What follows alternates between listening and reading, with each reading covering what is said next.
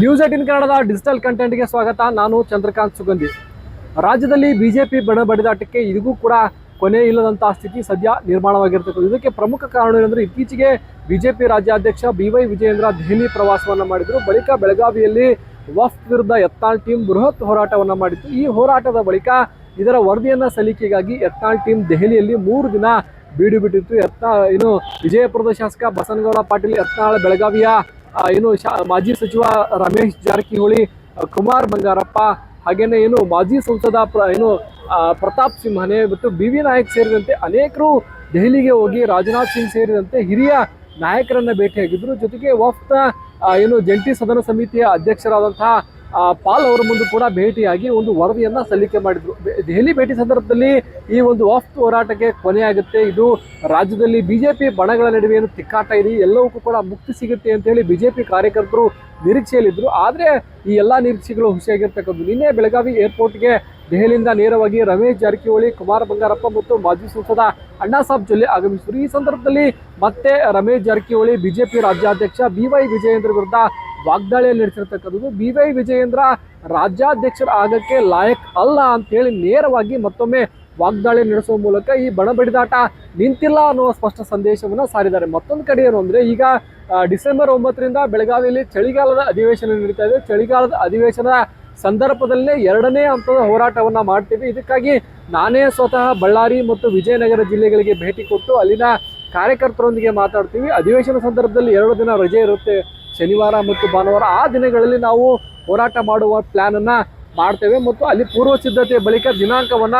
ಘೋಷಣೆ ಮಾಡ್ತೇವೆ ಅಂತೇಳಿ ರಮೇಶ್ ಜಾರಕಿಹೊಳಿ ಹೇಳಿರ್ತಕ್ಕಂಥದ್ದು. ನಮ್ಮ ಉದ್ದೇಶ ಮೊದಲೇ ನಾವು ನಿರ್ಣಯ ಪ್ರಕಾರ ಮೊದಲೇ ಹಂತದ ಮುಗಿದ ನಂತರ ಜಾಯಿಂಟ್ ಪರ್ಮನೆಂಟ್ ಕಮಿಟಿ ಅಧ್ಯಕ್ಷರಿಗೆ ನಾವು ವರದಿ ಸಲ್ಲಿಸಿದ್ದೇವೆ.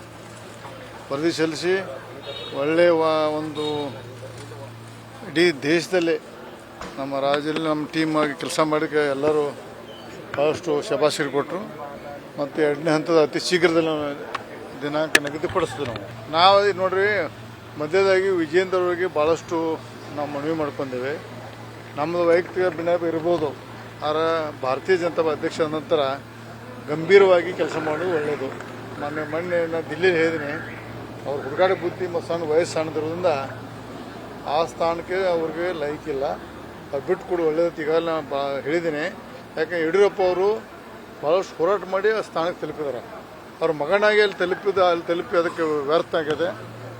ಅವ್ರಿಗೂ ಸಹಿತ ಯಡಿಯೂರಪ್ಪನ ಹಿರಿಯತನಕ್ಕೆ ಅವ್ರಿಗೆ ಮಾಡಿದಂಥ ತ್ಯಾಗ ಹೋರಾಟಕ್ಕೆ ಸಹಿತ ಮಂಕಾಗತೈತೆ ಅನ್ನೋ ಸಂದರ್ಭದಲ್ಲಿ ಅವರು ಬಿಟ್ಟು ಮುಂದೆ ಎಕ್ಸ್ಪೀರಿಯನ್ಸ್ ಅಂತ ಆಗೋದು ಒಳ್ಳೆಯದು. ಈಗಾಗಲೇ BY ವಿಜಯೇಂದ್ರ ತಂಡ ಇವತ್ತು ಕೊಪ್ಪಳ ಆಗಿರ್ಬೋದು, ಯಾದಗಿರಿ, ರಾಯಚೂರು, ಬೀದರ್ ಹಾಗೆಯೇ ಕಲಬುರಗಿಯಲ್ಲಿ ರ್ಯಾಲಿಯನ್ನ ಮಾಡಿದ್ರೆ, ನಾವು ಮಾಡಿದ ಕಡೆನೇ ಬಿಜೆಪಿ ಯಾಕೆ ಮಾಡ್ತಿದ್ದೆ ನಮಗೆ ಗೊತ್ತಿಲ್ಲ. ಈ ಪ್ರಶ್ನೆಯನ್ನು ನೀವು ಅವರಿಗೆ ಕೇಳಬೇಕು ಅಂತ ಹೇಳಿ ರಮೇಶ್ ಜಾರಕಿಹೊಳಿ ಮಾಧ್ಯಮಗಳಿಗೆ ಹೇಳ್ತಕ್ಕಂಥದ್ದು. ಮತ್ತೊಂದು ಕಡೆ ಕುಮಾರ್ ಬಂಗಾರಪ್ಪ ಅವರು ಕೂಡ ಈ ಹಿಂದೆ ನಾನು ಸದನ ಸಮಿತಿಯ ಅಧ್ಯಕ್ಷನಾಗಿದ್ದೆ, ಈಗ ಕಾಂಗ್ರೆಸ್ನವರು ಆರೋಪ ಮಾಡ್ತಾ ಇದ್ದಾರೆ, ವಫ್ ನೋಟಿಸ್ಗಳು ಅತಿ ಹೆಚ್ಚು ಬಿಜೆಪಿ ಸರ್ಕಾರ ಇದ್ದಾಗೆ ಬಂದಿದೆ ಅಂತೇಳಿ ಆರೋಪ ಮಾಡ್ತಾರೆ. ಅದೆಲ್ಲವೂ ಕೂಡ ಸುಳ್ಳು. ನಾವು ಕಮರ್ಷಿಯಲ್ ಅಂದ್ರೆ ನಗರ ಪ್ರದೇಶದಲ್ಲಿದ್ದವರಿಗೆ ನಾವು ನೋಟಿಸ್ ಕೊಟ್ಟಿದ್ದು ನಿಜ, ಆದರೆ ಗ್ರಾಮೀಣ ಭಾಗದ ರೈತರು ಯಾರೊಬ್ಬರಿಗೂ ನಮ್ಮ ಬಿಜೆಪಿ ಅವಧಿಯಲ್ಲಿ ನೋಟಿಸ್ ಕೊಟ್ಟಿಲ್ಲ. ನಮ್ಮ ಹೋರಾಟಕ್ಕೆ ಕೇಂದ್ರ ನಾಯಕರು ಸ್ಪಂದನೆಯನ್ನು ಕೊಟ್ಟಿದ್ದಾರೆ. ಇದು ದೇಶದಲ್ಲಿ ಕಾನೂನು ಬದಲಾವಣೆಗೆ ಈ ಒಂದು ಹೋರಾಟ ಮಹತ್ವದ ಪಾತ್ರವನ್ನು ವಹಿಸುತ್ತೆ ಅಂತ. ಮತ್ತೊಂದು ಕಡೆ ರಮೇಶ್ ಜಾರಕಿಹೊಳಿ ಕೂಡ ನಮಗೆ ಕೇಂದ್ರ ನಾಯಕರು ಶಹಬಾಸ್ಗಿರಿಯನ್ನ ಕೊಟ್ಟಿದ್ದಾರೆ. 2ನೇ ಹಂತದ ಹೋರಾಟ ಮಾಡೋಕ್ಕೂ ನಾವು ಸಿದ್ಧತೆಯನ್ನ ಮಾಡ್ಕೊಂಡಿದ್ದೀವಿ ಅಂತ ಹೇಳಿದ್ರೆ, ಯಾಕಂದ್ರೆ ನಮಗೆ ವಫ್ನ ಜಂಟಿ ಸದನ ಸಮಿತಿ ಅಧ್ಯಕ್ಷರೇ ನಮಗೆ ಎಲ್ಲ ಕಡೆ ಸುತ್ತಾಡಿ ಒಂದು ವರದಿಯನ್ನ ಸಿದ್ಧಪಡಿಸುವಂತೆ ನಮಗೆ ಅವರ ಸೂಚನೆಯ ಮೇರೆಗೆ ನಾವು ಓಡಾಡ್ತಿದ್ವಿ ಅನ್ನೋ ಮೂಲಕ ಬಿಜೆಪಿ ಹೈಕಮಾಂಡ್ ಯಾರ ಪರವಾಗಿ ನಿಲ್ಲುತ್ತೆ ಅನ್ನೋದು ಈಗ ಸ್ಪಷ್ಟವಾಗಿ ಕಂಡು ಬರ್ತಾ ಇಲ್ಲ. ಬಿಜೆಪಿ ವರಿಷ್ಠರು ಕೂಡ ಈಗ ಯತ್ನಾಳ್ ಟೀಮ್ಗೆ ಯತ್ನಾಳ್ ಅವರಿಗೆ ನೋಟಿಸನ್ನು ಕೊಟ್ಟಿದ್ರು. ನೋಟಿಸ್ ಬಳಿಕ ಯತ್ನಾಳ್ ದೆಹಲಿಗೆ ಹೋಗಿದ್ರು. ಈ ಸಂದರ್ಭದಲ್ಲಿ ಏನಾದರೂ ಮಾತುಕತೆ ಆಯ್ತಾ, ಈ ಬಡಿದಾಟಕ್ಕೆ ಕೊನೆ ಆಗುತ್ತಾ, ಎರಡೂ ಬಣಗಳೇ ಬಿಜೆಪಿಯಲ್ಲಿ ಸೃಷ್ಟಿಯಾಗಿ ಒಂದಾಗಿ ಸಮರ್ಥ ವಿಪಕ್ಷವಾಗಿ ಕೆಲಸ ಮಾಡುತ್ತೆ ಅಂತ ಹೇಳಲಾಗುತ್ತಿತ್ತು. ಆದರೆ ಎಲ್ಲವೂ ಕೂಡ ಈಗ ಸದ್ಯ ಹುಸಿಯಾಗಿರ್ತಕ್ಕಂಥದ್ದು. ಒಂದು ಕಡೆ BY ವಿಜಯೇಂದ್ರ ಟೀಮ್ ರಾಜ್ಯದಲ್ಲಿ ವಕ್ಫ್ ಹೋರಾಟ ಮಾಡ್ತಿದ್ರೆ, ಮತ್ತೊಂದು ಕಡೆ ಯತ್ನಾಳ್ ಟೀಮ್ ಮತ್ತೆ ಹೋರಾಟ ಮುಂದುವರಿಸುವ ನಿರ್ಧಾರ ಕೈಗೊಂಡಿರ್ತಕ್ಕಂಥದ್ದು. ಅವ್ರು ಯಾತಕ್ಕೋಸ್ಕರ ಹೋಗಿ ಸೇಮ್ ಅದೇ ರೈತರ ಹತ್ರ ಅದೇ ಜಾಗದಲ್ಲಿ ಹೋಗೋದ್ರಿಂದ ಎಷ್ಟು ಪ್ರಯೋಜನ ಆಗುತ್ತೆ ಅನ್ನೋದು ಗೊತ್ತಿಲ್ಲ.